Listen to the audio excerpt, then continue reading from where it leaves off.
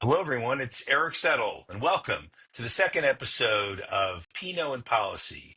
I'm Eric Settle, former candidate for Pennsylvania Attorney General and attorney, here with my co-host, Rafe D'Amico. Hey, Rafe, how you doing today? Hey everyone, hey Eric, doing great, thanks. How are you doing? I'm good. I'm good. I understand that we're in two different places. I am suffering through 18-degree temperatures in the Philadelphia area, and where are you today? I am in Fort Lauderdale and it's in the mid to upper 70s, thankfully. This is enjoyable. I didn't get to enjoy watching our Philadelphia Eagles in their victory in the snow this past weekend as you did. I did. I got it. It's the second time we've had a chance to be there for a snow bowl. And this one was a little more tense than the one before. The first time the Eagles played in the snow was an important game, and it took them a while to get it together. But then they had it together in this Snow Bowl. For those of you who watched, they had it together for a while, and then it looked like it was slipping, literally slipping away. But luckily the Eagles held in there, and very impressive for the LA Rams. Obviously, they've been through a lot. Obviously their hometown is still recovering from the fires from last week, and they came to a place where the weather wasn't great, the fans were pretty hostile, and they came really, really close to breaking the hearts of Philadelphia fans everywhere, but they didn't, and we walked away victorious. Thankfully. But just like after the game, we hope that all fans can get along together. We kind of hope the same thing here with the conversations that we have where we can talk about policy, we can talk about, government differences of opinions. But, I think one of the reasons why we went with the name Pinot and Policy is just so that we could provide a platform for ourselves and invite other people to have civil discourse about all sorts of topics and just to sort of encourage everyone to hear each other out, regardless of where your opinions and views may lie on either side of the political spectrum, no matter how far that is. And you know what? A little bit of wine sometimes and a little bit of levity along with that wine helps encourage those conversations, even though right now I'm sipping on some ginger tea because I am participating in my January cleanse, what some people call their dry January. But that's obviously a little bit personal, and I think we are sitting here on Tuesday, January 21st, big day yesterday, right, with the presidential inauguration, and we had an interesting week or so coming up to the inauguration with a few presidential pardons, right?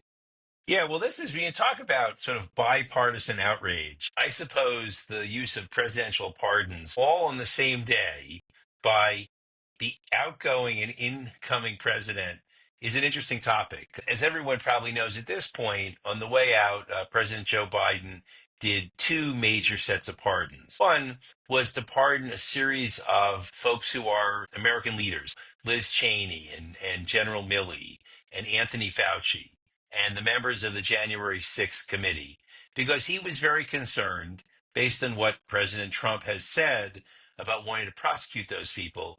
He felt it was really important to protect them from potential prosecution by the new administration.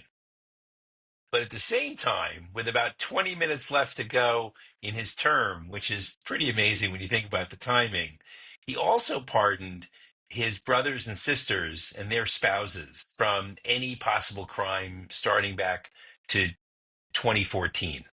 Why do you think he did that at literally the midnight hour? Was it an afterthought? Was it strategically done at that time because of potential backlash? Like, why the midnight hour for those family pardons? Yeah, this was one of those. You don't see that. You often see historically, you see pardons being done in the last couple of days of the administration, and you do sometimes see them happen on that last day.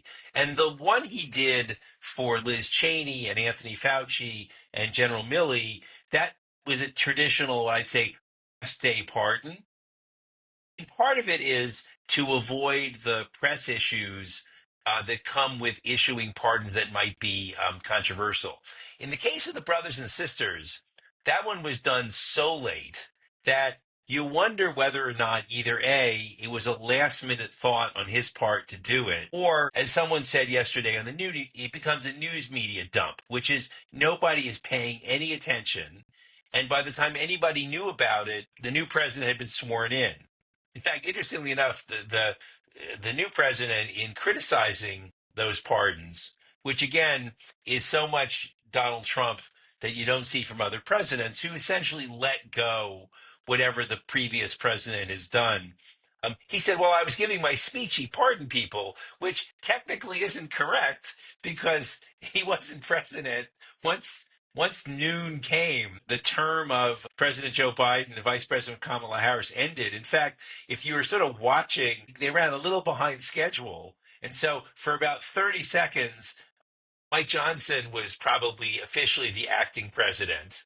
And then 60 seconds later, J.D. Vance became the acting president for about 60 seconds. And then the president took the oath of office and became actually the 47th president of the United States. If we want to be technical, right? If we want to Yeah, be technical, this is what happened.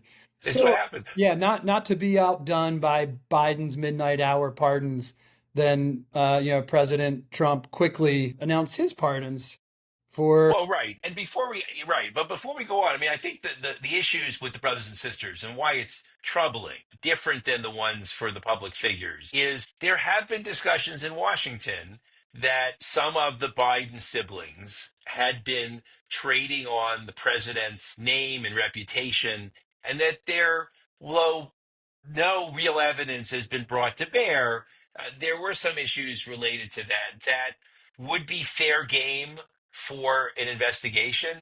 So by taking that off the table, he does play into the narrative that says that there really is that quote Biden crime family. So that's a problem. Yeah, I try to look at it from both perspectives and like let's assume they're completely innocent and there's this fear of a witch hunt, quote unquote, by the other side and that this would just be um, you know personal issues and attacks that are done almost like vengeful attacks on Biden and his family or you could even argue that you're throwing a little bit of meat to the MAGA base, right? Like, hey, we're not going to let these people get away with it. And we said we would go after them and we're going after them, whether right or wrong or true, accurate or false. So, you could certainly see it from both sides. And if you're Biden and you think your family's innocent, or maybe even if they're not innocent and you just want to protect them, it's just human nature, right? But so you can understand why it's being done or why it's Hmm. you know, why you want to maybe do it to protect from the other side. But it just really perpetuates, and I think this would get into even the concern of the Trump pardons. It just perpetuates this belief of the American people that there are one set of laws for the politicians and the elites. And then there are another set of laws and expectations for the common folk and the people, like the regular everyday Joe and Jane, right? And I think that is a really growing and bubbling concern that a lot of citizens have. And just it's a deepening divide between the citizens, the populace, and government officials and politicians, and why some of these stereotypes are just perpetuated about all politicians being corrupt because you see it on both sides, right? And neither of them, neither the Democrats nor the Republicans are really doing anything to mitigate that belief that's out there. And frankly, it's out there for good cause, for good reason.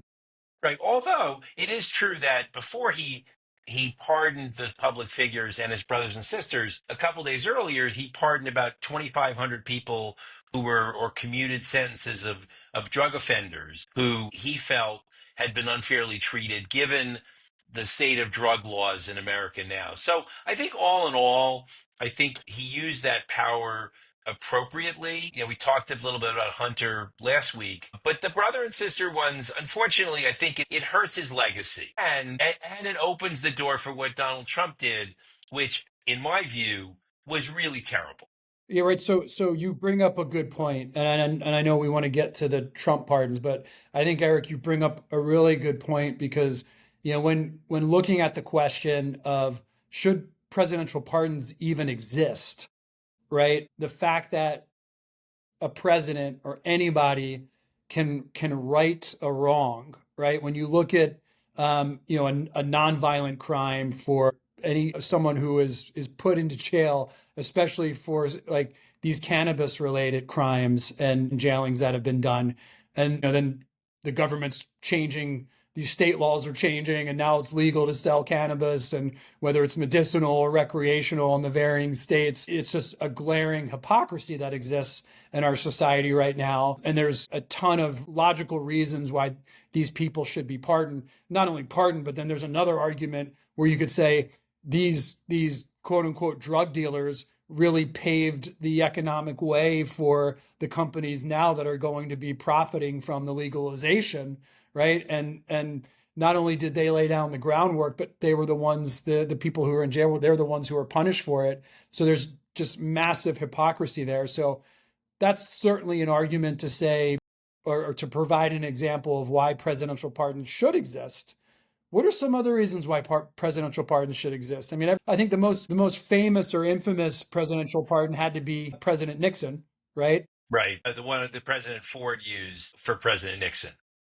So, and I think I think it's a look. I think it comes from it's kind of a vestige of the system we inherited from Great Britain, which gave the king certain discretionary powers that, in his wisdom, and someday there'll be a her president, gives them that certain discretion to right or wrong, and to give them an extra power that the general populace doesn't have. And historically, though, it does get used at the last minute because politically, almost always pardons are difficult. Look, the one you just raised, the Gerald Ford probably lost a chance for reelection because, in his view, it was the right thing to do to pardon Richard Nixon as to move on from Watergate.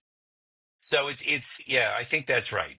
Yeah, it's interesting you mentioned how that is an element that the US government really took from the UK system. I like to read about former presidents. I also just finished a really interesting book called The Last King of America. I believe that's the title. Let me double check. Yes, The Last King of America. And it's about King George. Okay. He was, I think he might have been the longest sitting monarch of Great Britain, of the United Kingdom ever. And to celebrate his 80th year as being king, he just had a ton of pardons. He pardoned a ton of people, prisoners of war. And like, it really is, it's amazing how, as much as we rebelled, the United States rebelled from the UK and that system, how we took a lot of the elements of being a monarch and being a king and applied it to the executive branch and being president of the United States. And you saw that right away. Besides like the Nixon pardon, President Washington pardoned people from the Whiskey Rebellion. Jefferson had some pardons from the previous administration, the Adams administration, with the Alien and Sedition Act, which amazingly, and we can get into this, amazingly, the Alien and Sedition Act, It's elements of back. that are back after, and that's something that was from the late 1700s. I mean, the late 18th century, that John Adams was using at the time,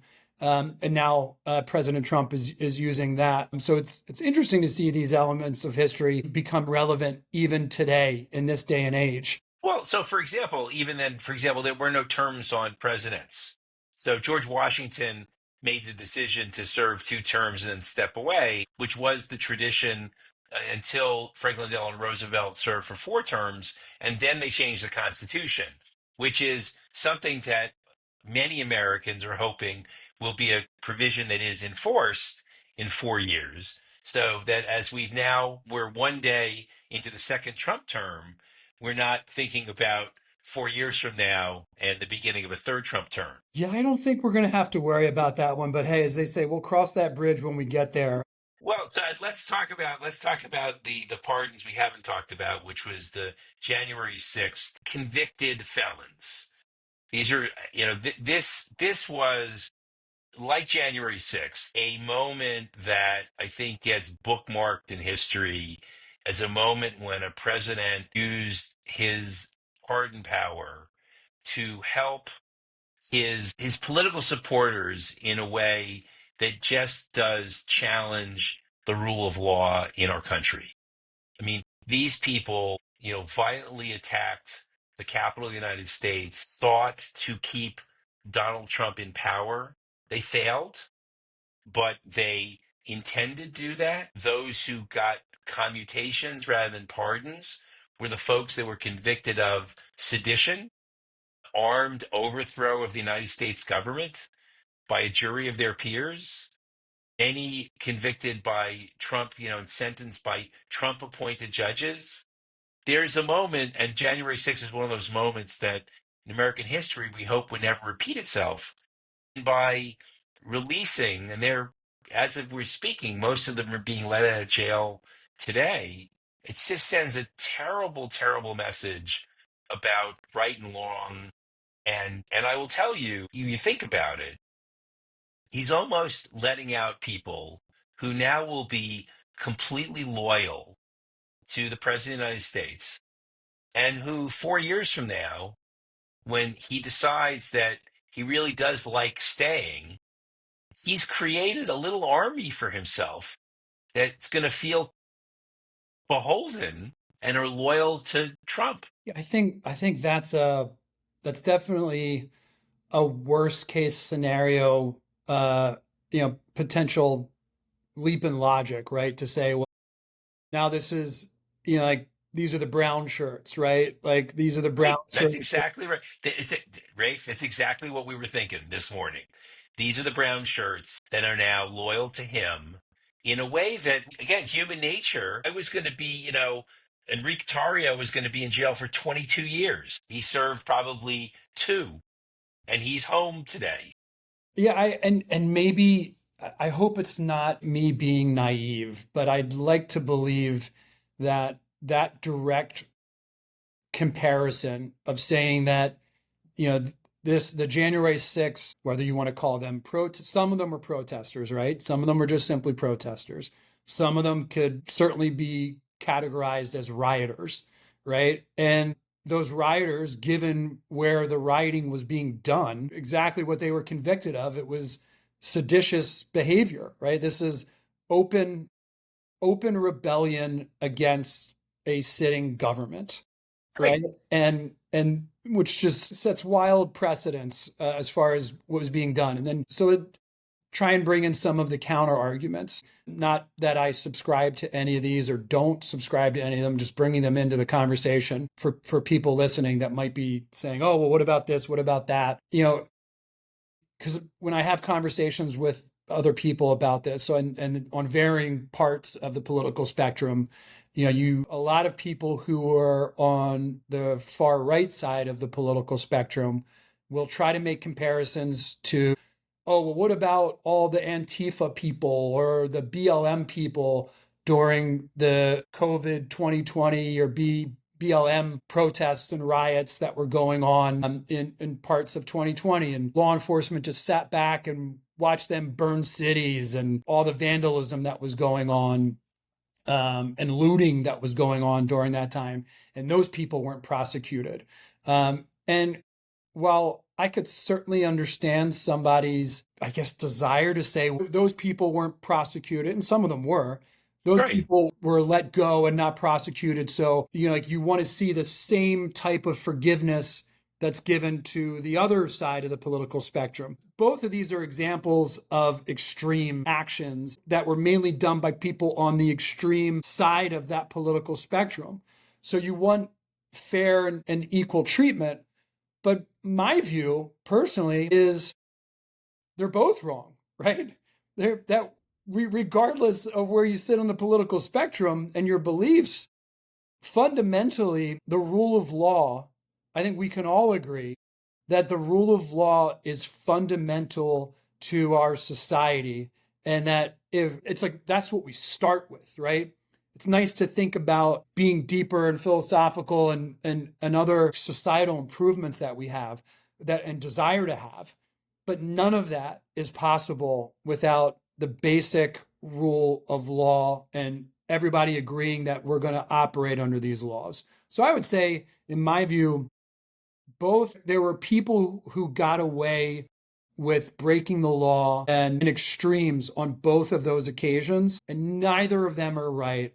And this idea of tit for tat that some people like to get into with comparing those two just takes us down a path that isn't positive and isn't going to evolve and progress our society forward. Right. But I do think one of the things about, and I would agree with you that there were probably people who were caught up in the protest that day who pled guilty to lesser charges, who theoretically could be subject to a pardon and sort of say, look, you were caught up unfairly in that moment. And what's interesting and what tells us a little bit about day one of the Trump administration is that would have been the logical way to approach this, which is say, I'm going to do something about the January situation and then have it quickly reviewed by the Justice Department and have the Justice Department come back and say, as J.D. Vance, the vice president, said, is look, obviously, if you were violent and you assaulted police officers, you shouldn't get a pardon.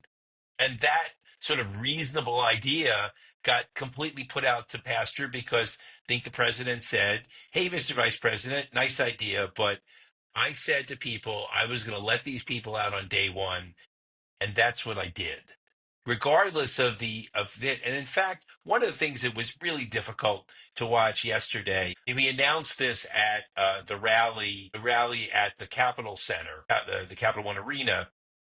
And he also had brought up as part of this program a group of families whose children and brothers and sisters are being still held hostage in Gaza. Look, we're happy to know one of the good things that did happen between this week and last week is the ceasefire did go in effect. The Biden administration gets credit. The Trump administration gets a lot of credit. There was credit to go around to get that war to begin to come to an end, to get a few people home safely, and hopefully more people will come. But you just can't talk about January 6th hostages in front of family members who literally have had a hostage in their family for a year and a half. I mean, I think I said to you once that, when I resigned from the Republican Party to run as an attorney general candidate for the Forward Party, the day I resigned from the party was the day that Elise Stefanik, our incoming UN ambassador, talked about the January 6th hostages. And I said, that's just not right. And it was kind of cringeworthy to see that yesterday with him, again, just not being sensitive to what the people behind them have suffered. And look, many of the hostages are coming home, in a box. In other words, they're not all of the 90 remaining hostages, not all that they know that probably only half are still alive. So it's an interesting moment, and we'll see how how what he did yesterday develops. But it certainly sends a message that he's going to do what he wants to do. And it was interesting this morning. The one cabinet member who has been approved is Marco Rubio, the new Secretary of State, got approved 99-0, which goes to show he must have had friends in the United States Senate because nothing gets 99-0 there anymore. But the fact of the matter is, he was asked that question and he dodged it very gracefully. Say, look, I'm Secretary of State now. I'm responsible for foreign affairs. So whatever happened in domestic affairs is not my problem anymore. And unfortunately, that's going to be, I think, for a while. I don't think anyone's going to say anything about anything on the R side.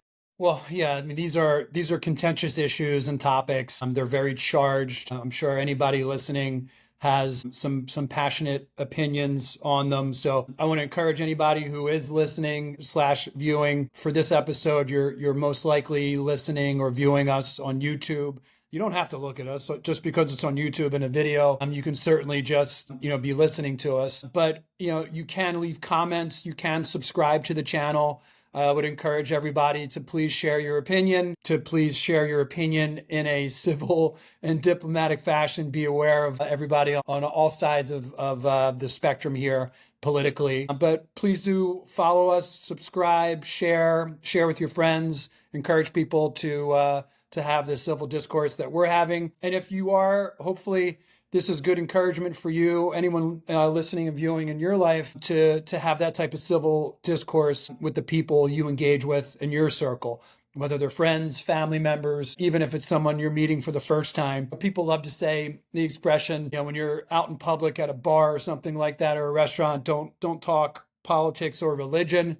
And I tend to always say the opposite. I feel like maybe we don't talk politics and religion enough, especially politics, because it helps us understand each other more. And if we can listen to another person about their beliefs in politics, about their belief in religion, it's just one step closer to understanding our fellow human that much more. So So go so ahead. let's talk a little bit about the inauguration itself. A couple of thoughts I had, kind of watching. I don't know if you had a chance to watch it at all, but Yeah, I was in um, and out. I was in and out. yeah, yeah. I mean, there were things. I mean, obviously, doing it in the rotunda as opposed to on the west front of the Capitol is interesting. The last time it happened was Ronald Reagan, so not a lot of people watched it. But there were certain dynamics that you sort of noticed.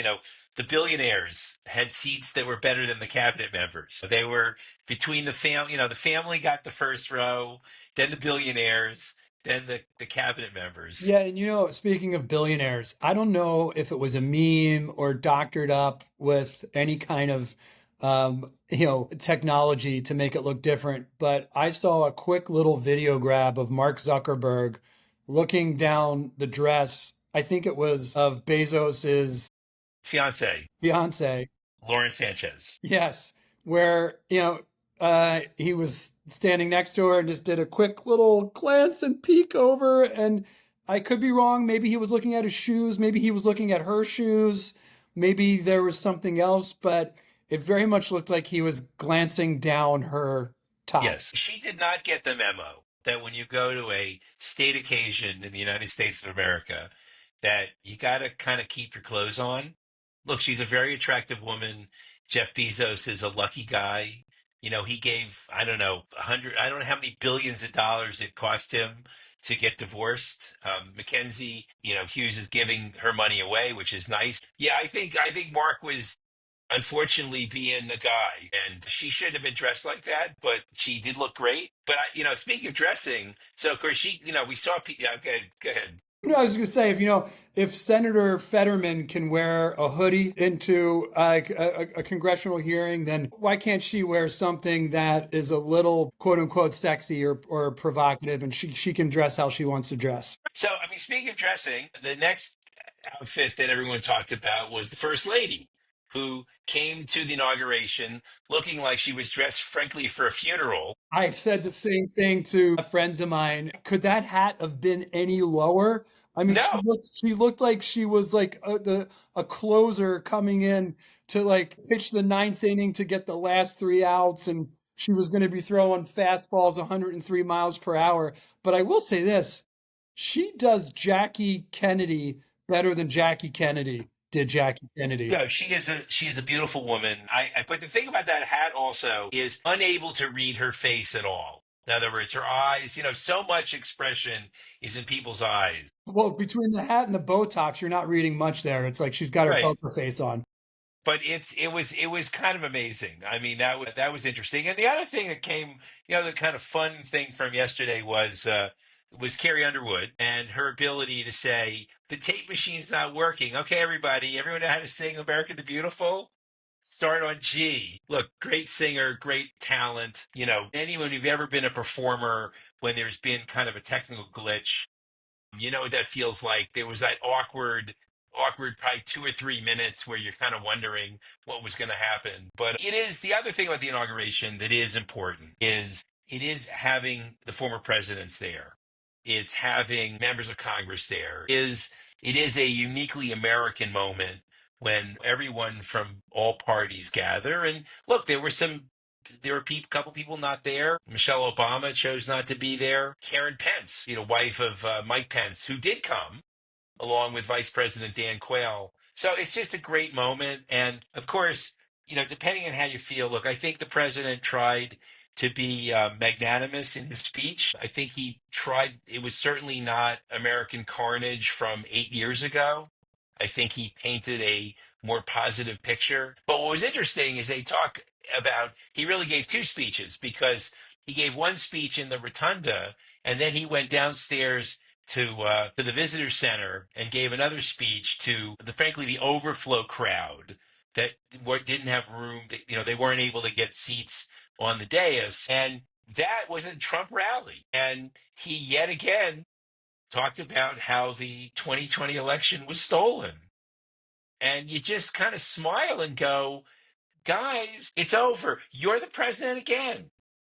Okay? Kind of It's all forgiven. you won, let's move on. But I think you brought up a good point, and this is kind of my view, and I think a view of a lot of people out there, and it's kind of hopefully where we can get to be, which is I see it as I'm an American. I'm very patriotic. I love my country. I want nothing but the best for it. I hope that our country continues to be a better example, or always looks to improve the example that it can be for the rest of the world. You want America to be that beacon on a hill, that shining light, and to be leading the world forward, right? So I think that's what we're all rooting for here, hopefully, is we want nothing but the best for our country, the United States. And in order to achieve that, you want the president and the executive branch to be successful in what they're looking to put forward,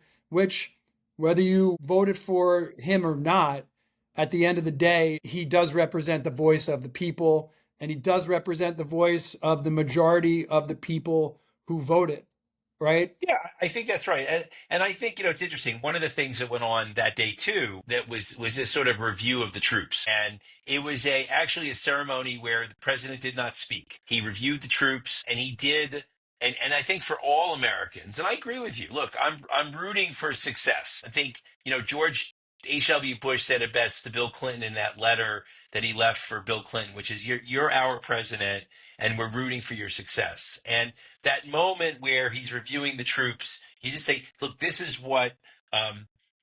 what America's about." And I must tell you, one of the things that gets overlooked, Donald Trump was the guy who started Space Force. And so, if you're a military guy, or and I never served in the military, but I always had enormous respect for those guys. They have this new branch, and they've got pretty cool uniforms, and their emblem, though it looks a little bit right out of Star Trek, looks kind of like Starfleet.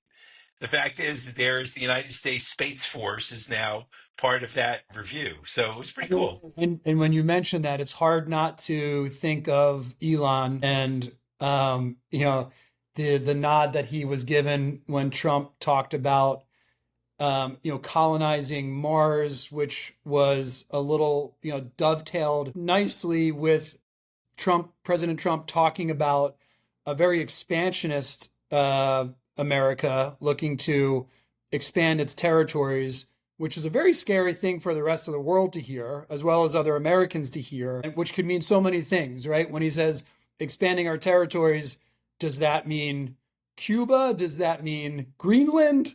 Does that mean the Panama Canal? But he very diplomatically immediately segued into Mars. So, but that's one of those statements that one can really read deeper into.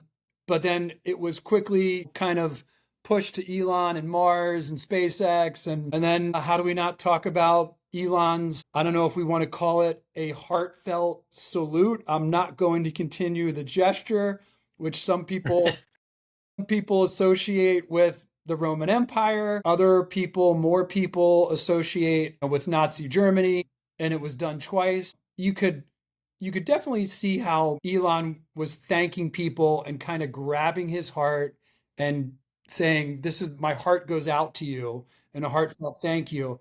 You could certainly do that gesture in other ways.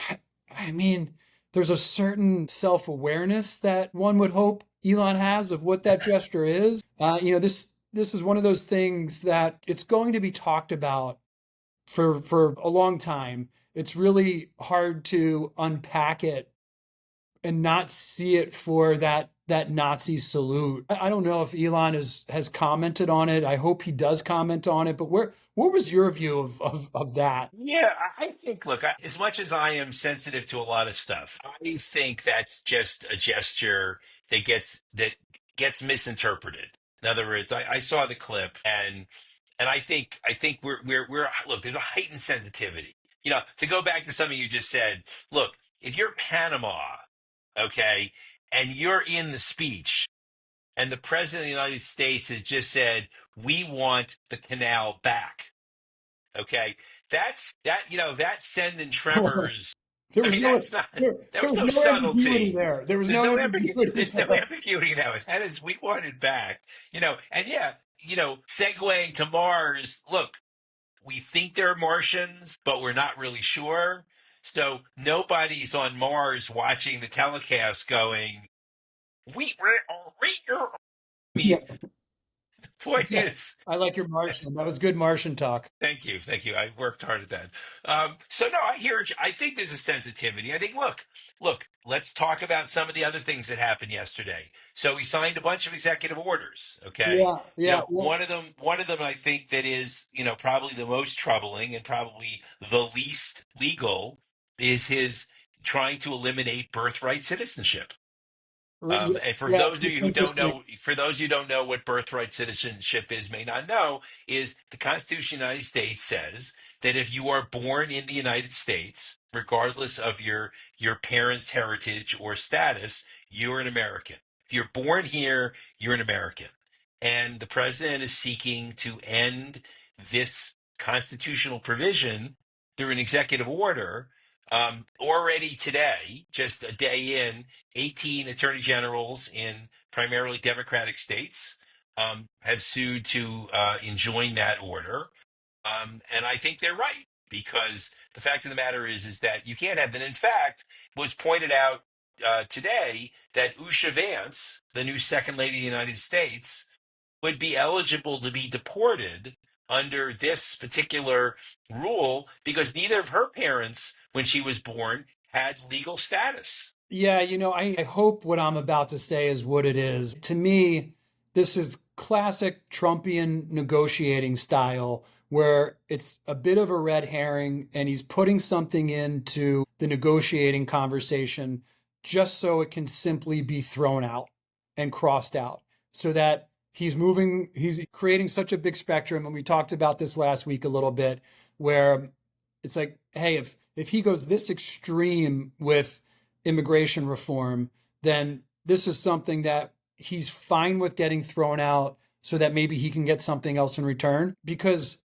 that is something that, I mean, to me, and I think a lot of people, is just part of America. And I could kind of see the argument where people say, oh, well, what about the illegal immigrants that just kind of, you're giving them an incentive to race across the border, to put their baby in danger. So if a pregnant woman is looking to illegally cross the border just so that she can give birth, so that her child can have a chance to be in America, which is an incredibly brave and Right. dangerous thing to do. Like not to make light of it and say that it's a game, but it's like you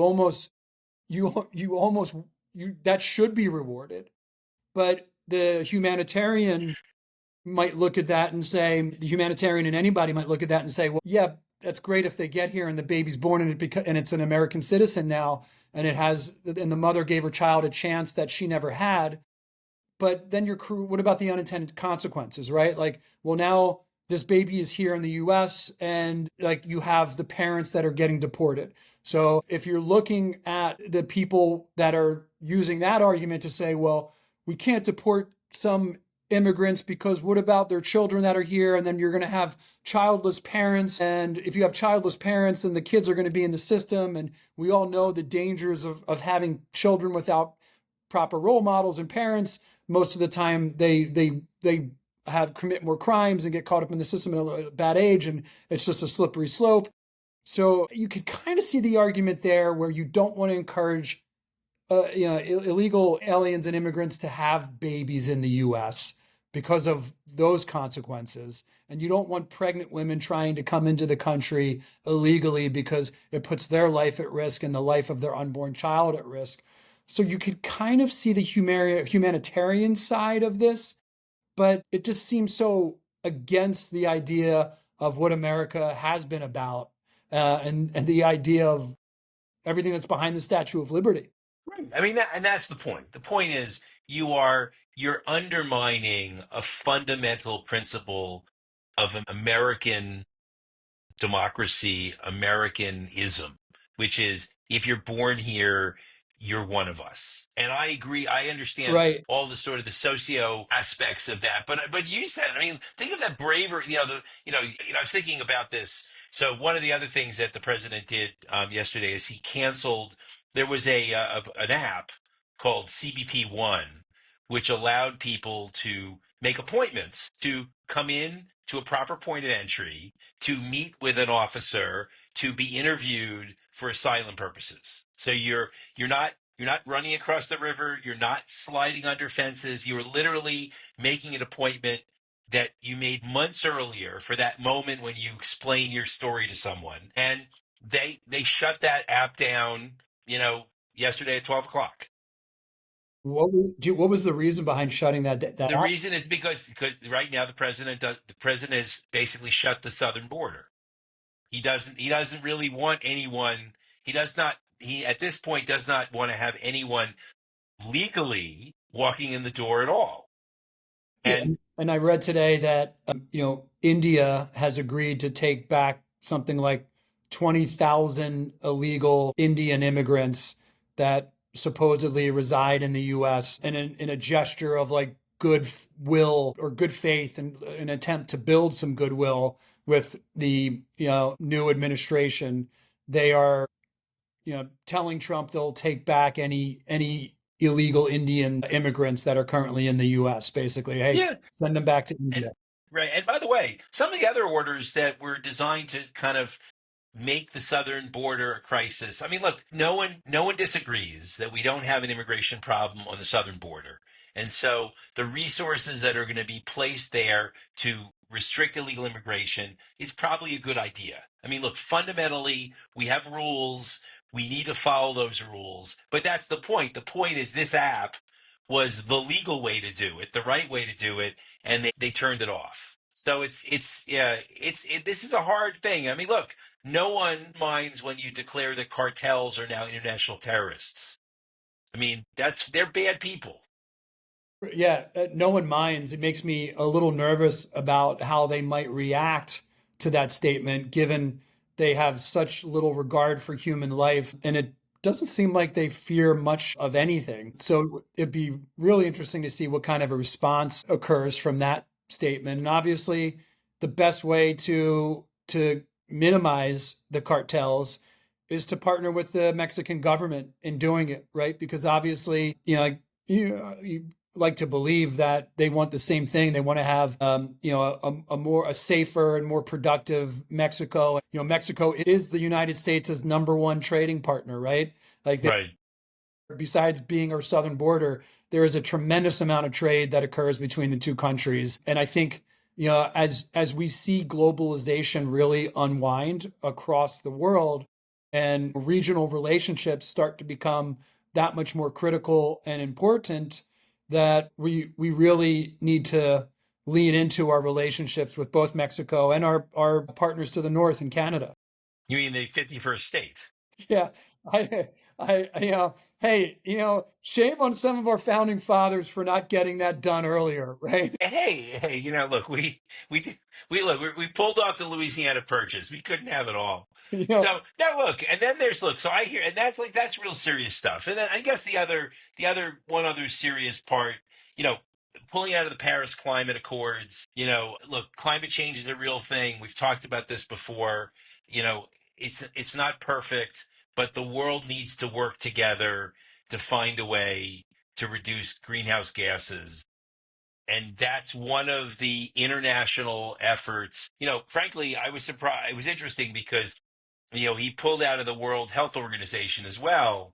And then his next executive order was to inform the United Nations. And I held my breath and I said, is he pulling out of the United Nations too?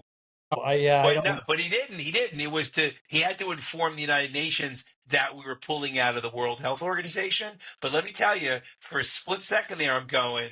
So look, this is day one, and of course, what's really important is that Gulf of Mexico will be now known as the Gulf of America. How does that even happen? And let me just pause and back up for a second because I'm curious. Anybody listening, where do you stand on the birthright issue? What we were just talking about. just give us a, hey, you think the birthright issue should continue as is? If anyone's born in the US, they automatically become a US citizen, or do you think it's something that the US should get rid of, and that's something that should be part of how we evolve as a country, our immigration policy? So just give us an idea of where you stand on that. Curious, a quick little poll. So Eric, how, when that's talked about, the Gulf of America, Right. I always kind of chuckle or snicker or grin, because it's like, is it really necessary? Maybe there's a reason for it. I mean, it it kind of speaks to this theme of, America projecting strength and power, and, being less of an apologist as an American for being American. Like, it fits under that theme. So I kind of understand if that's why it's all about optics, and Trump is big on optics. Right. So maybe that's why it's being done. It's branding, right? He's big on his brand. He Yeah. wants to have Trump on buildings and the Trump brand everywhere. So this is about putting the American brand on the Gulf of Mexico. But then how's it done? Like, does every school now change its history books to say the Gulf of America? And like, if you say the Gulf of Mexico is like to me, So, this is right. So I almost read going to the be, right. this is So I almost read like, right. wait, it's almost the same. It's gonna be one of those things where you'll be able to identify where somebody falls on their political beliefs, left or right. Just like when somebody says X instead of Twitter, or Twitter. says Right. X formerly known as Twitter, or just flat out still says Twitter instead of X, that's kind of a little bit of information indicative of where somebody falls politically. I think when somebody talks about the Gulf of Mexico or the Gulf of America, it's going to be informative as to what their political beliefs are. Okay, it's interesting you said. I mean, I actually looked, kind of geeky. For those who are geeking out on all these executive orders, you go to whitehouse.gov. First, you are treated to a video compilation of the new president. But once you get past that, there's the text. And I looked. So basically, the president is instructing the Secretary of the Interior to change all maps in the United States to Wow. hereafter reflect it as the Gulf of America. And so you're right. It'll be like, what's the, how do you use that expression? So look, that's, one of the things I said last week was, as we were anticipating the beginning of Trump 2.0, was see what he does, not what he says. Right. Okay. Right. And now we've, day in, we've seen him do some serious stuff. And some of the stuff's not so serious. I think some of it is branding, some of it is rhetoric. Um, and I think, but I will tell you, there's stuff that, the other thing that I had on my list of things that bothered me was declaring that the United States will only recognize male or female. Yeah, I I mean, think what does that say? What is that? What message that send to the LGBT community, particularly that the it sends a really frightful and scary message. I think it makes a lot of them fearful for their lives and bodily harm. It's got to be really scary for that community. My heart goes out to them, and you kind of have to ask yourself, where while that does really cater to and solve a fairly significant desire for people who in this country who are very religious, and they associate gender with their religious beliefs, and it fires them up, and it gets people like, there's certainly people who will point to the issues that come in sports and competition, that gender ambiguity can raise concerns, and then some people have concerns with bathrooms and schools, and I feel like there are workarounds for any of those individual issues, right? right. There are solutions that can be had. There's certainly a wide group of religious beliefs and people who you're never. It's very cut and dry for them. It's very binary, to use a term. Is right. Yeah, it's very black or white for them. It's you're either, it's only two genders and it's right or wrong, but it's a very complicated issue, and I think that's one of the issues where I feel like we're doing a huge disservice to a large portion of our society by not considering them. It's just really sad. Yeah. No, no, I think we have to get meanness out of, we got to try to be accepting of people. And I agree with you. There are issues around women and, transgender sports. And I was very public about that there are certain fundamental rights that we should recognize for everybody, but sports is not one of those. But again, sort of like the Panama example, when you announce in your inaugural address that henceforth there's males and females and the non-binary community, sorry, you don't belong. That's cruel. And I think we've got to try to get that cruelty out of our American politics. And we're at the beginning of a journey with a new president. And look, as someone said this morning, they were doing some analysis. Is look, America, for the most part, knew what they were getting. This should not be surprising. And the hope is that, like 4 years ago or 8 years ago, that, some of the things that he wants to do that are more difficult and less inclusive don't ultimately get done. And it's rhetoric and not action, but we'll have to see. We will certainly see. We will see See, indeed. so, just to lighten the load just a little bit, take a minute and talk just about the conference championships. Talked a little about football at the beginning.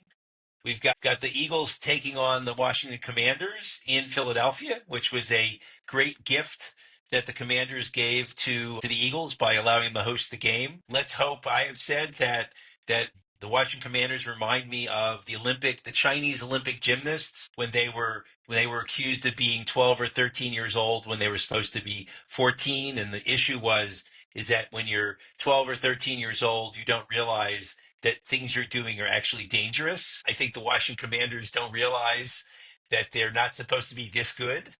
Well, tell that to Jaden Daniels. Right, right. He's amazing. He's an amazing quarterback. I have watched him for weeks now, and I said to a friend of mine from Washington, I really don't want to see you unless we can host you in 2 weeks, which is actually what happened. Which is they went into Detroit, beat the Lions, and now the NFC Championship game is back in Philadelphia. And on the other side, you got the Kansas City Chiefs and the Buffalo Bills. I think unless you live in Missouri or or in Kansas, you're rooting for the Buffalo Bills to get to the Super Bowl and maybe finally win a Super Bowl. Even I would have a hard time if the Eagles get to the Super Bowl, not wanting the Buffalo Bills to have a chance to finally win, one, because that's Well, a yeah. city that needs a win. Well, I think I'm rooting for an Eagles Bills Super Bowl. As much as I would love to see a little bit of a revenge game with the Eagles against the Chiefs for the Super Bowl that the Eagles lost to the Chiefs, right? And there was that very controversial, questionable pass interference call that, I mean, if you look at the replay of it, it was like the Eagles defender barely had a hand on the Kansas City Chiefs receiver, and it was a 3rd and 10. There was about Yeah, a minute 40 left, and we had a tied ball game. So you could argue, you game that out. The Chiefs would have 4th and 10. They would have gone to kick a field goal. Let's assume they actually hit the field goal. At least the Eagles would have had a chance to tie or win with a right. minute 40 left, getting the ball back. So I still, like most Eagles fans, I have a very long memory and hold a grudge. So let me say something about that play. So James Bradbury admitted that the issue there was not that he wasn't holding. The issue is that with 1 minute and 40 seconds left to go in the Super Bowl, the referees need to keep their hankies in their And pockets. even the commentators at the time said, you got to let them play. That's you and most importantly, the refs have to be consistent with their call. Call it how you're going to call it, but just it's like a strike zone with an umpire in baseball. Just be consistent with the strike zone. That's all we ask in any kind No, of no. in those penalties that are in that gray area where they're judgment calls more So than. it would be nice. So I agree with you. It would be nice. If we do see the Kansas City Chiefs, which we probably will see the Kansas City Chiefs because they Don't just say have that. a Well, they just have a way to win. Would be great. I agree with you. That would be a great revenge game. And so let's hope we get there. Let's big game next week. Are Let me And ask you yeah, something. You have season tickets to the Eagles. yes, You yes, attended the last game. I can only assume you'll be at the NFC Championship game. I will in fact be there. It's a very special experience. I haven't been, in my lifetime, I've actually been able to go to almost every playoff game that Philadelphia has hosted since 1980. It's a privilege to be there. And what's fun about NFC Championship games from the Super Bowl, and I've had a chance to go to one Super Bowl, the one that the Eagles won, is it's the home fans, and it's a special moment when they win. Frankly, my record is about half and half. We lost several NFC Championship games in a row. Those are among the most painful, losses because you were just one step away from the Super Bowl. So it should be great. Look, I think it'll be, the weather's looking a little better, kind of like mid 40s and cloudy. Because I do think that snow does have a way of making things go a little crazy. It does indeed. So I'll throw it out there to our listeners again. Let us know, comment on the page. Who would you like to see in the Super Bowl between the Commanders, Eagles, Chiefs, and Bills? What's the Super Bowl you're hoping to see? And if you want to put a prediction in there for who you think the Super Bowl winner is going to be, please go ahead and do that. It's So great.